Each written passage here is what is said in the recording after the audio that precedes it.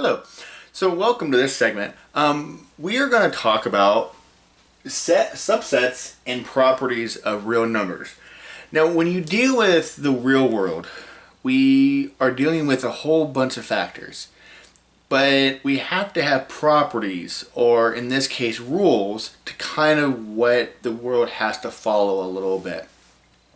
When you do math, you have to follow certain rules and properties to understand the process and to make it work. And in life, that's the same way. We have fundamental rules of driving, we have fundamental rules of construction, of learning. We have to learn the basics. We have to learn the laws of lead to those. Is our reasons or our evidence valid? And so what real numbers are sets is just these numbers that we have to kind of look at in a way to understand a little bit of what we're working with. So today we're kind of want to go out first. Well, the Greeks, they lived about 300 BC to, I'm going to say probably around, I'm going to say about the zero. And what that is that the Greeks had this fundamental thing is that they believed that the world was made of what we call natural numbers.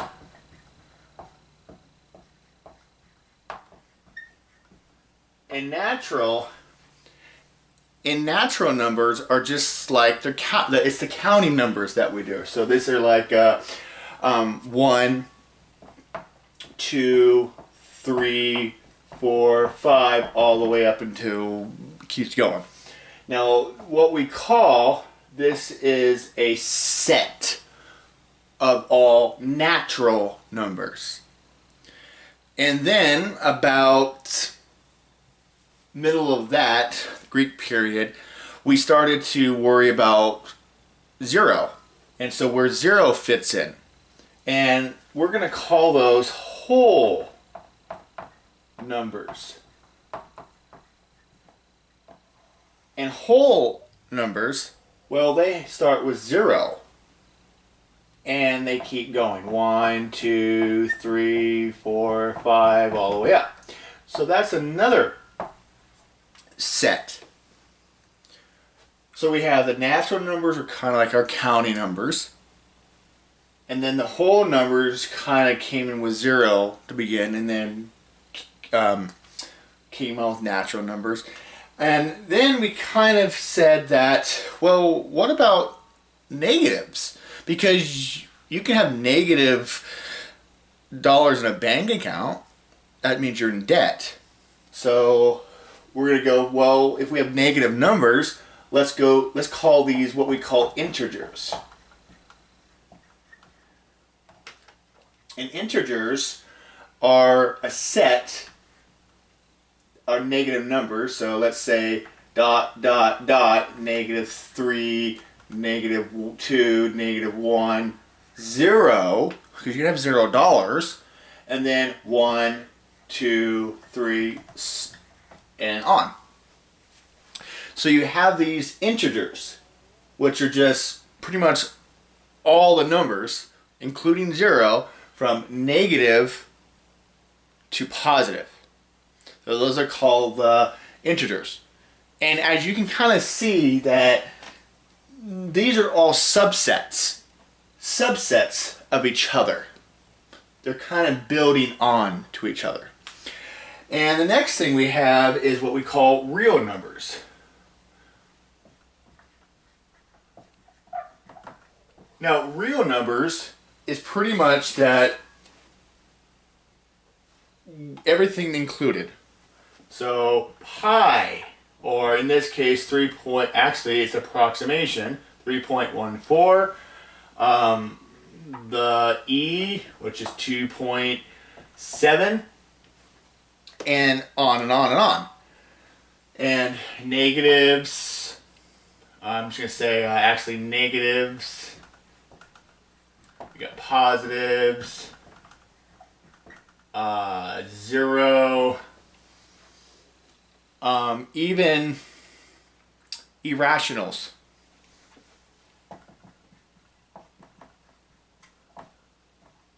Irrationals are the ones that have the square roots under them. Those are actually real numbers because you can plot all these numbers on a number line. Okay, so, and if you want to review what irrationals are, so irrationals are something like the square root of 2, the square root of 3, the square root of 5, the square root of 7, and on and on and on. And also pi and e. Irrational numbers are something that they do not have a distinct pattern. They never repeat. They never end. And you can kind of think of that. So even irrational numbers are what we call real numbers. You can graph them on a number line.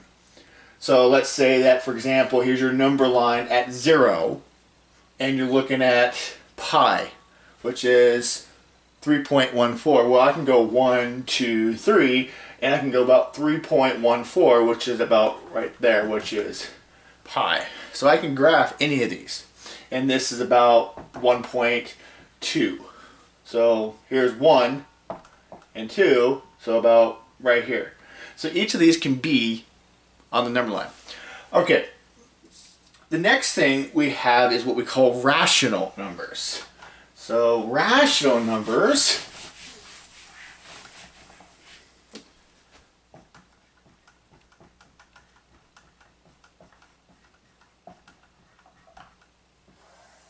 think of as fractions.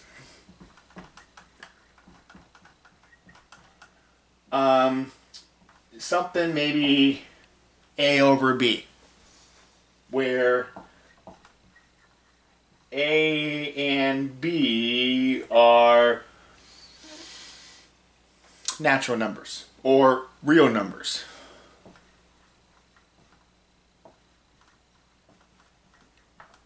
So for example, 3/4, 1/5, 7/11. Pretty much anything you want to do. Those are called rational numbers.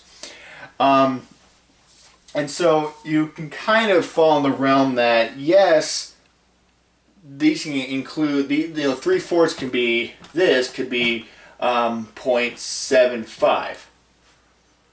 So you can kind of include that 7.5 is really a fraction. Because if somebody said, well, I'm going to give you 25 cents, well, technically they're giving you $1/4, which is also a rational number. So decimals can actually be rational numbers. Okay, there's one more part in this, one more numbers, and these numbers are pretty much what we use in computers. And sometimes, kind of like the rough idea, these are called complexed numbers. So complexed.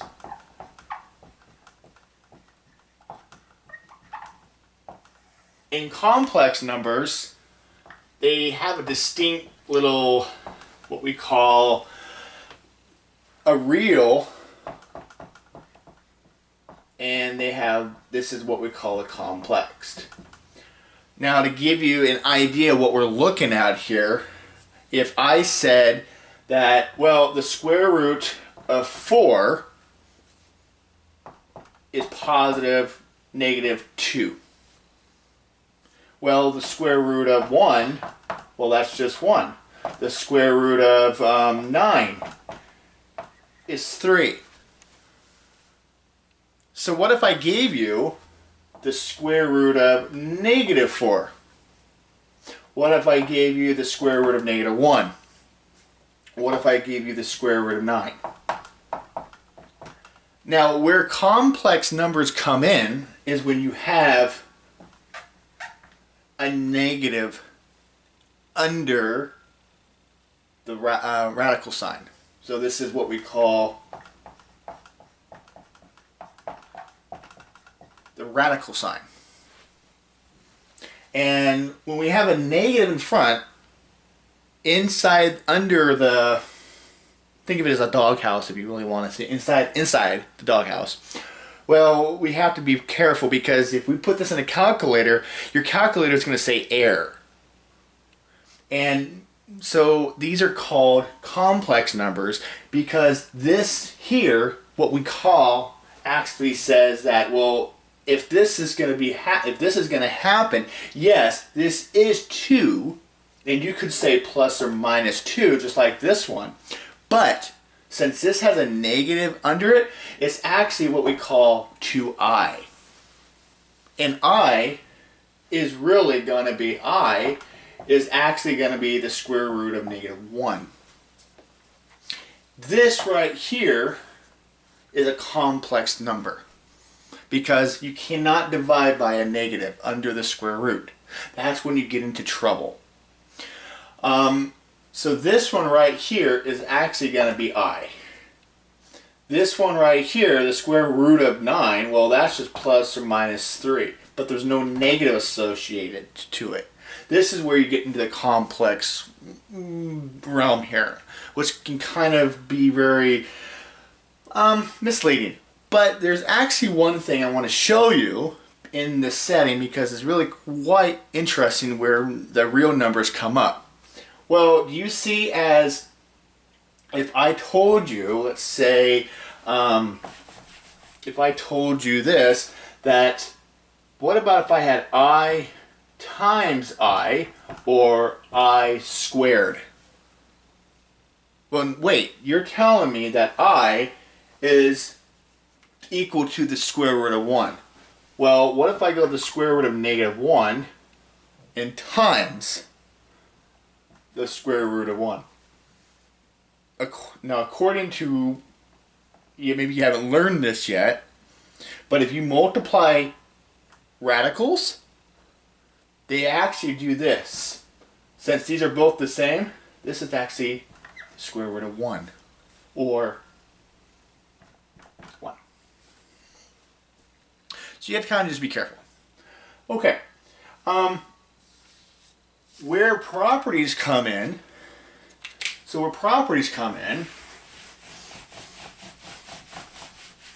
that I kind of told you where properties come in is where we use this stuff. It's kind of what you're saying all the time. And so we're going to go through a couple properties right now here. Okay, the first one is called the associative property. Okay, the associative property is saying to yourself, well, what if I had something like this? What if I had A plus B plus C? And I'm going to say where A, B, and C are real numbers. What if I said that? I said A plus B plus C are real numbers. To give you a hint, what if I put a parentheses around those two? And I said, okay, what about 1 plus 2 plus 3? What if I gave you that? Yeah, you can do 1 plus 2 plus 3. But what if I gave a parenthesis around there? Well, you're going to say to me that, in PEMDAS, please excuse my dear Aunt Sally, I can say, well, 2 plus 3 is 5, plus 1 is 6. Well, this right here is 6. Good. But the associative property says this. Well, what if I go A plus B plus C, but then I moved the parentheses over a little bit? Well, if I go 1 plus 2 plus 3 and move the parentheses over, well, don't I still get 1 plus 2, which is 3, plus that, which is 6. So there's your 6. So that is what we call the associative property. It says that if I add numbers of different situations, I still get the same thing on the other side of the same situation. So I go, if I add 3 numbers, I get those equal to 3 numbers. And so that's kind of the hint of all this. So that's the associative property. The next one is what we call the commutative property. So, commutative property. And think of the commutative property as a commute. So, commute. So, if I go A plus B, I can equal to B plus A. Or A times B is B times A. So I'm saying to myself, okay, well, if I go 1 plus 3 equals 3 plus 1. This is the same thing. Well, what if I go 1 times 3 equals to 3 times 1? You get the same thing. So what we're trying to say that if you add two numbers and if you switch them around, they should get the same thing out of it. If you multiply two numbers, you should get the same thing out if you multiply them differently. Okay, so that's the commutative property. And the thing of commutative is that if you commute from A to B, well then you can go from B to A, the same commute. The next one.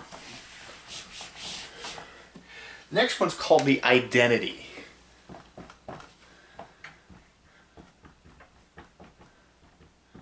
The identity property. So think of the identity is like if I take 1 times A, don't I get just A? Well, what if I take 1 times B? I get B. So the identity says that if I multiply by 1, I get myself. If I multiply by 1, I get myself.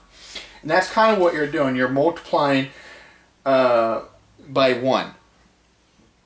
Okay, the next property is called the inverse property. The inverse property is what we've been doing a lot in algebra. So here's the hint. So here's the theory of it. If I go A equals negative A. If I go 2 equals negative 2. The inverse is that you're just taking the opposite. So you can kind of almost say, maybe this is the opposite. So in the algebra part, let's do 3A plus 4 equals 10. And remember, put the line. We're going to try and get A by itself. So you're trying to get this by itself. So what are you going to have to do? Well, first off, you have to take care of this 4. Well, according to the inverse property, if I go subtract 4, well, I get 0 because I took the inverse property. Okay, so that's that. And so that's the inverse property and kind of like the way it works in algebra. That's pretty much it. There's a few more properties, but I won't really focus on too much of them. There's one called the closure property, which you can look it up. It's called the closure property. So if you want to, you can look this up. It's not a whole lot. But that's pretty much it of subsets and properties of real numbers. These are pretty much the foundation of the algebra part that you're using to solve equations. Okay, so hopefully this helped a little bit about where these numbers come from. And you can kind of always think of them as subsets. So you might see something like this. It's a big circle with a whole bunch of other circles inside. Sometimes you might see like a funnel. And you see like the natural numbers and they all go down with all the subsets. These are just the subsets of each other. So I hope that kind of helped out a little bit. Like I said, practice, practice, and practice. But it has to be good practice because you can practice the wrong thing. You can get good at something for a long time and it could be the wrong practice. and then you just wasted all that time. So you have to be really careful about your valid practice.